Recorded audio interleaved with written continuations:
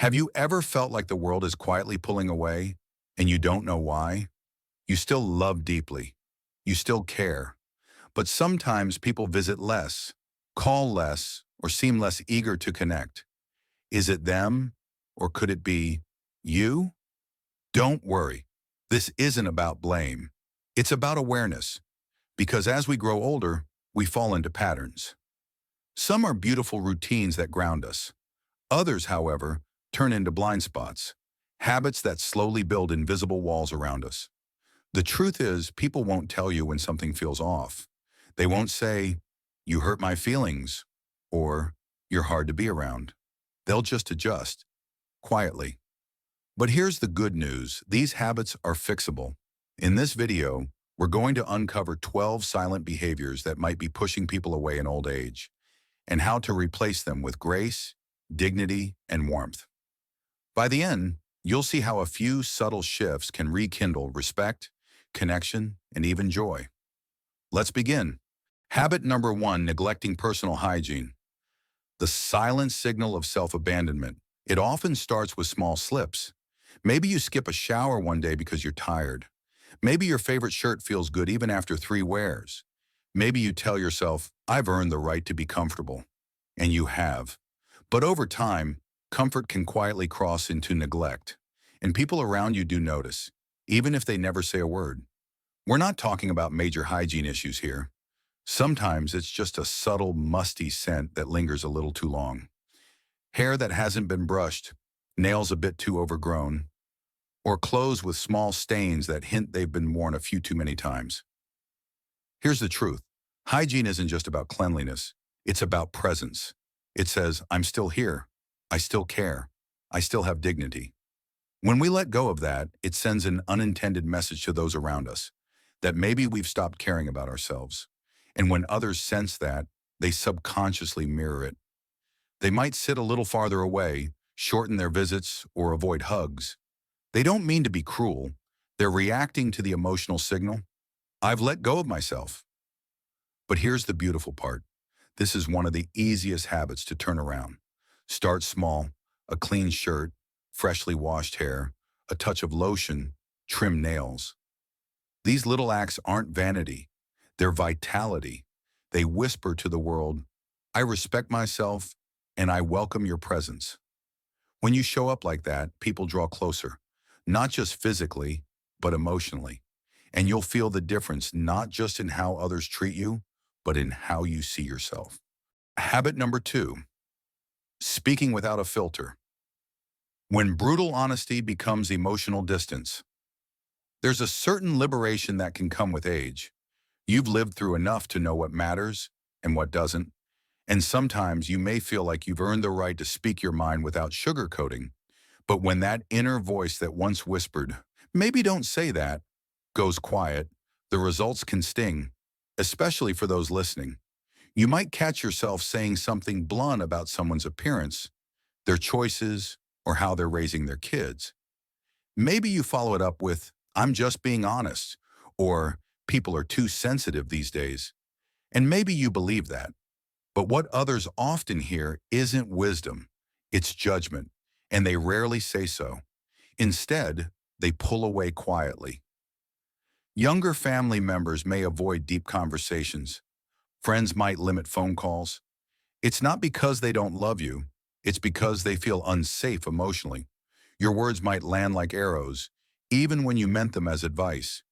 But here's the truth. Honesty wrapped in kindness is still truth, but it heals instead of harms. Before you speak, ask, "Is this necessary? Is it kind? Will it build or break connection?" You don't have to censor your thoughts, but consider softening them with compassion. When your voice carries not just facts, but care, people lean in, they listen, and they seek your input. Not because they have to, but because they trust it will come with love, not sharp edges. Habit of first 3, wearing clothes that no longer fit. When comfort hides disengagement. There's nothing wrong with having a favorite sweater or a go-to pair of jeans. But as the years pass, those same clothes can stop reflecting who you are and start suggesting that you've stopped noticing. Ill-fitting pants, stretched out shirts, faded fabrics, or outdated styles can send an unspoken message, I've checked out. And while no one expects runway fashion from a senior, what they do feel, even subconsciously, is whether you're still showing up. Because how you dress isn't just about fabric, it's a mirror. It reflects whether you still feel engaged with life today, not who you were 20 years ago. When someone sees you in clothes that fit well, flatter your shape, and reflect care, they feel admiration. They think, this person still values themselves.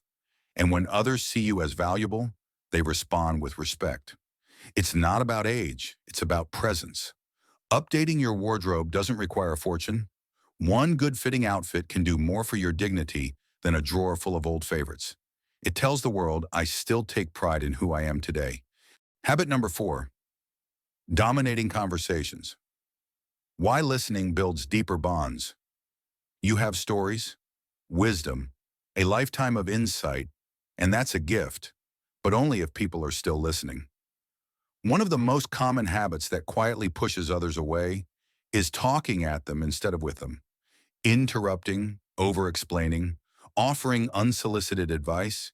It can make others feel small, silenced, or overlooked. It usually doesn't come from ego. It comes from love. You want to help, you want to connect, but ironically, the more you push to be heard, the less people open up, especially younger generations. They crave being listened to. When every conversation turns into a lecture or memory lane, they pull back. Not because they don't love you, but because they feel invisible around you. Try this. Ask questions and really listen. Let pauses sit without rushing to fill them. And if someone asks for advice, offer it gently. Listening is a rare and beautiful gift. And when you offer it, people begin to crave your presence. You don't need to talk more to be valued. You need to hear more. That's where the magic of connection begins. Habit number 5, criticizing kids these days. The habit that builds generational walls. It often starts as a harmless comment. These kids today have no work ethic. Or, back in my day, we respected our elders. But over time, those small remarks build a thick wall, one brick at a time. You may not mean harm. You're comparing what you know to what you see. But constant criticism of younger generations doesn't sound like concern. It sounds like rejection. And whether it's your own children, grandchildren, or strangers, they feel that judgment. Even if they smile politely, they withdraw emotionally. What they hear is, you don't get me. You don't even want to. And that shuts down connection faster than anything else. Instead, try trading criticism for curiosity. Ask questions about what their lives are really like. Their world is different, not wrong. Your bridge to them isn't improving the past. It's in understanding the present. When younger people feel seen and not scolded, they open up. And you become the rare elder whose presence heals generations. Habit checker 6, ignoring modern etiquette. When small social slips become big turnoffs, times change and so do unspoken rules. What used to be normal, speaking loudly in public, playing music on your phone without headphones, or standing a bit too close in line, can now feel intrusive or inconsiderate.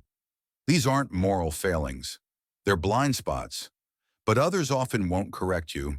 They'll just quietly avoid you. They'll switch seats, end conversations early, or look uncomfortable without ever saying why. And unfortunately, when older adults break these small social codes, they're judged more harshly. They should know better, people think. But you can stay in step. Watch how others behave in public spaces, how they manage their phones, their tone, their body language. Adapt not because you're trying to be young, but because you respect the present. Small changes in etiquette show a big message. I still care how others feel around me. That's not just politeness, it's power. Because the people who move through life with quiet awareness are always remembered with warmth. Habit Hanar 7, oversharing medical problems. Why balance matters in conversation. Health struggles are real. They deserve compassion. But when every conversation becomes a recap of aches, procedures, medications, or appointments, people start to feel like they're visiting a waiting room, not a person. This doesn't mean hiding your truth. It means making space for more than just pain. You are not your diagnosis. You are not your symptoms. Yes, talk about your health when needed, but also talk about what makes you laugh, what you've read, what you're looking forward to, because joy is contagious too. Especially with younger family, constant health talk can be overwhelming. They may not know what to say or feel helpless in response. But when you shift the focus to life, not just limits, people re-engage. They lean in because they don't want to connect with a condition. They want to connect with you. And you still have so much more to share than just the latest from your doctor. Habit number 8, clinging to outdated beliefs. When rigid thinking shuts people out, it's natural to hold tight to values that shaped your life. But when beliefs become rigid, when there's no room for curiosity or change, they stop being anchors and start becoming barriers. You might say, that's just how I was raised, or the world's gone crazy these days. But to those around you, especially younger people, it can sound like rejection, like you're not interested in seeing life through their lens. The truth is, the world has changed. Ideas about identity, relationships, mental health, and even success have evolved. When you dismiss these changes outright, it doesn't come across as wisdom. It comes across as unwillingness. You don't need to agree with everything, but being open enough to ask questions and truly listen, that's powerful. Because what people admire most in older adults isn't certainty, it's humility. The ability to say, I never thought of it that way. That's when people start turning toward you, not away. When you stop defending the past and start showing up in the present, connections blossom in ways you never expected. Habit Nasher 9, moving without spatial awareness. The grace of shared space. As we age, we often slow down. That's normal. But what people feel, what often irritates or distances them, is not the speed, but the lack of awareness. Blocking aisles at the grocery store, standing in the middle of a doorway, wandering into others' paths without realizing. These may seem minor, but they subtly impact how others experience being around you. Younger people won't correct you. They'll just adjust. They'll avoid outings. They'll walk ahead instead of beside you. But you can reclaim presence with simple mindfulness. Step aside in crowded spaces. Keep your cart to the right. Notice how people flow around you. Moving with awareness is a beautiful form of social grace. It says, I see you. I'm still part of the world around me. And that subtle shift changes how people treat you, not as someone to manage, but someone to respect. Habit 10, telling jokes that don't age well. How humor can hurt without realizing it. A good laugh connects people. It heals, but not all jokes age well. What once got a chuckle decades ago may now land with discomfort, or worse, offense. You might joke about someone's weight, race, gender, or choices. You might follow it with, I'm just joking, or lighten up. But what people hear is not humor, it's dismissal. And they may not say it aloud. They'll just start pulling away. This doesn't mean you can't be funny. It just means your humor needs to evolve like everything else. The best humor today lifts others. It invites connection, not exclusion. And the most loved older adults? They're the ones who laugh at themselves, not at others. So yes, joke. Laugh freely. But let that laughter come from a place of compassion. That's when your humor becomes not only safe, but magnetic. Habit 11. Acting helpless when you're not. Why independence inspires respect. There's a delicate balance between asking for help and depending on it too much.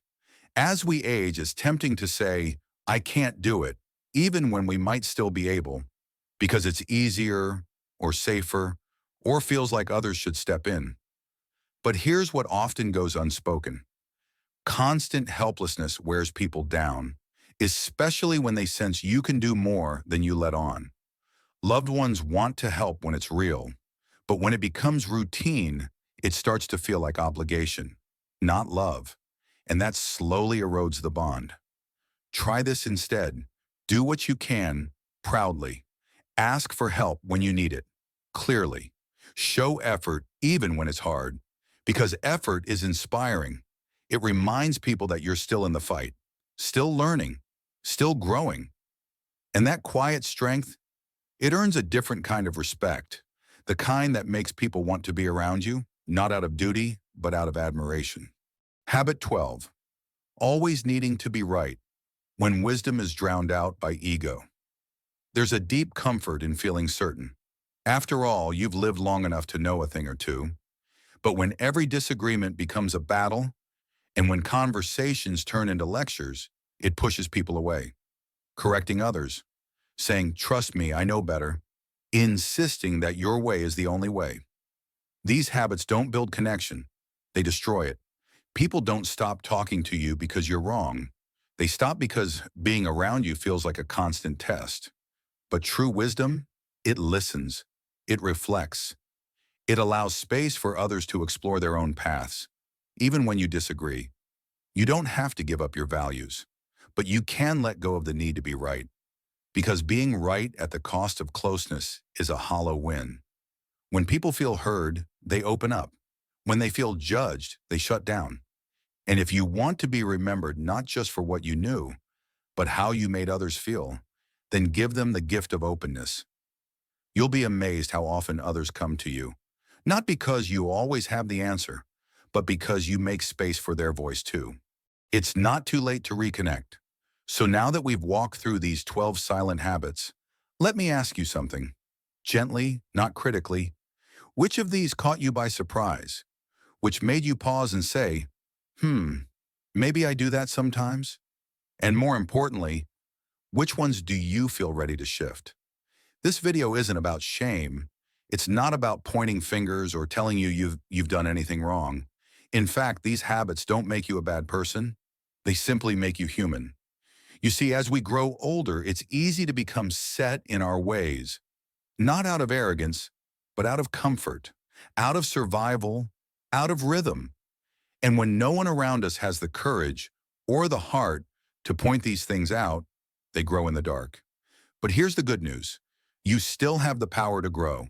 You still have the ability to surprise people, to evolve, to soften where you were once sharp, and to open where you were once closed. Because aging well isn't about pretending nothing's changed. It's about stepping into the change with intention, with self-awareness, with the quiet power of someone who still wants to learn, connect, and love fully. The people around you aren't looking for perfection. They're longing for presence, for kindness, for someone who listens and laughs, who shows up not as a burden, but as a blessing. And the moment you begin letting go of what no longer serves you, old habits, rigid beliefs, outdated reactions, you'll feel something shift. Conversations deepen, eyes light up, people draw closer, and so will your own joy. So here's your invitation. Take one small step today, just one. Trim your nails. Let someone else finish their story before jumping in. Laugh at yourself instead of at someone else. Wear that new shirt.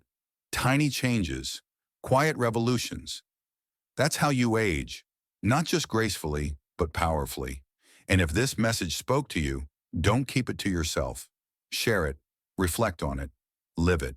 Because the world still needs your wisdom, just wrapped in warmth, not walls. Thank you for being here. Thank you for being open. And thank you for believing that no matter your age, you still matter more than you know. Until next time, stay kind, stay curious, and stay wonderfully you.